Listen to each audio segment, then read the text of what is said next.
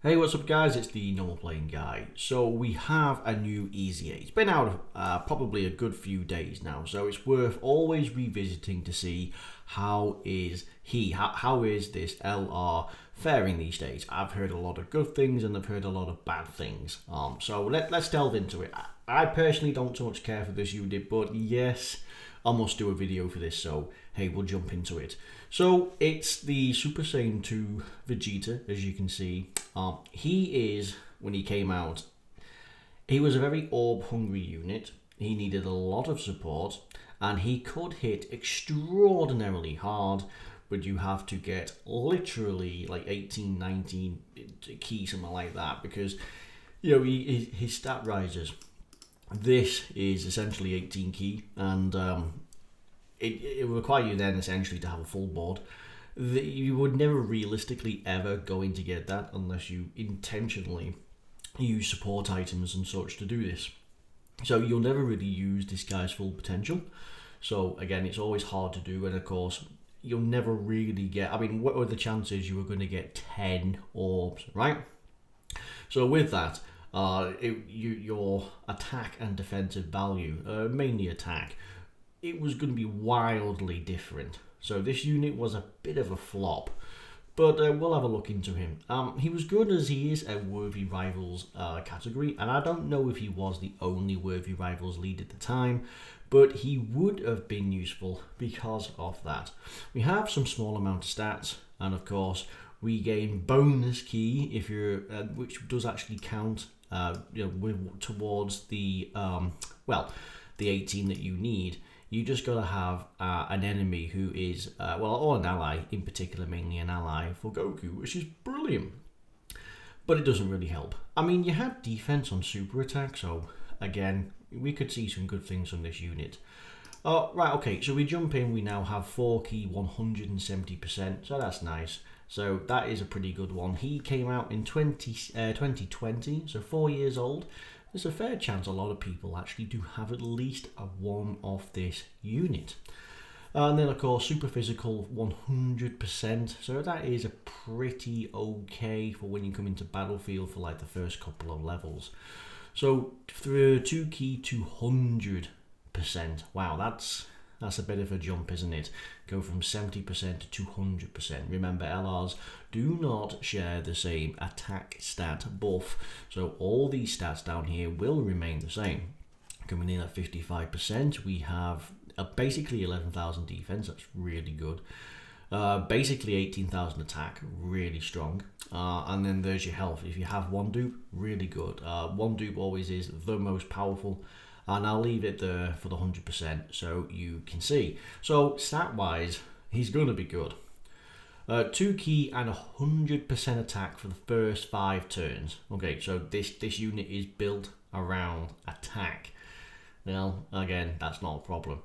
Okay, so 10% to stats instead of 4 each time key rises by 1 up to 180%. So you're getting quite a lot more for your book there. So that's quite good. 10% each time the key rises by 1. Now that it does, the fact that you've got 2 key here would count. That does count as one of them. So you've got your, say, 6 key from your double, say, 170, 200%. So sure, we come in, we have this, we have 8 key, so you're already on 8. So that would mean then you are going to get 80% extra. So you are going to have 80% stats before you've even collected any key. You guard all attacks and a guaranteed super attack when key is 18 or more. That's pretty good. Super attack effect greatly raises defense. Nice, it's been buffed. The 18 key now gives you attack and defense as well. Again, really nice. Having that guaranteed guard is really nice. I presume that will count on slot 1 if you wish. So then you'd be able to have a huge amount of orbs to really buff yourself if possible. Well, let's see if it's possible. All allies in the same turn after having a key sphere. All allies stacking in the same turn have obtained a key sphere. They gain 10% to defense per key sphere obtained by the character himself starting from the 18th key. Right, after all allies in the same turn have attained a key sphere, they gain 10%. Right, okay. So anything from 19 to 24 key, so basically anything from 19 to 24 key, every ally then thereafterwards gets 10% defense. It's a bit of a weird way of saying it, but sure. Which is a bit niche, because that means you need at least 18 key before you even get anywhere. And that defensive value doesn't even matter until you get full key. 4 key, 59% of stats when there is an ally whose name includes Goku. That's pretty good. And then you get another 4 key, 59% of stats when there is a Majin Buu ally whose name includes Goku in the same turn. Right, so a Goku alone will get you 4 key, 59%. A Majin Buu Saga Goku will get you 8 key, and what would that be? 118%. Oh, jeez. Basically, using a Goku's the good way. How easy is this then to actually get 24 key? So you're going to have your 6, then you'll have 8 from your passive.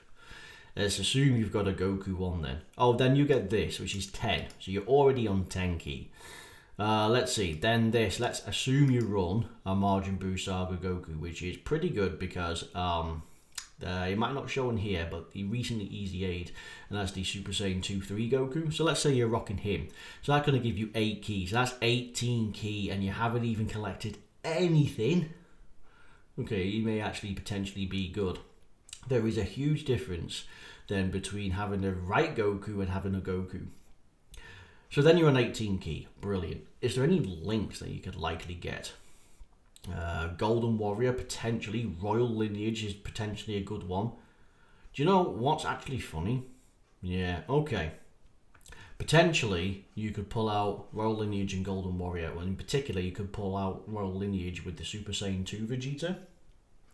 For which case, then, you could be looking at... Well, you could be literally looking at 20 key, and you haven't even collected anything. So, for which case, then, you would only need a handful of orbs. And that's it. What I like about this is they've massively buffed the amount of key you can get, because previously you would have 3 key when there's a person here and 3 key when you get here, but there's no key for your start of turn. There's no bonus, so you get 1 just intrinsically, 2 comes with a load of attack, and then you're getting an extra 2 from this. So already that is 6 key. That is actually quite a lot extra you can get. Again, so having the right Goku on would massively reflect his stats, considering he is just built for attack, because all you see here is just attack. For the first 5 turns especially, he is going to become monstrous, especially when you get this. Yeah, so that could be insane. The conditional super attack, or the unit super attack, 18 or more with a Majin Buu ally who includes Goku, massively raises attack, greatly raises defense. That is a 100% raise to attack. That is pretty bonkers. I've seen this unit do something ridiculous as like a nuke unit where you can get upwards of like 50 million. I kid you not. The last time I saw 50 million was Tech LR EZA Broly. Like, that was potentially something you see, but he is an exceptionally fun unit. You get a whole chunk of defense to go with it. He is just built for attack. He is going to be an exceptionally fun unit. You get him a good amount of orbs, you have him with the right Goku. You can even just have him with a Goku, but have him in the right setup, and just the enemy just prepares to die. So how would you build this guy then? Arguably, you could say crits, because the guy is hitting enormously powerful just normally. Yes, every 12 key super attack would give you a little bit of defense.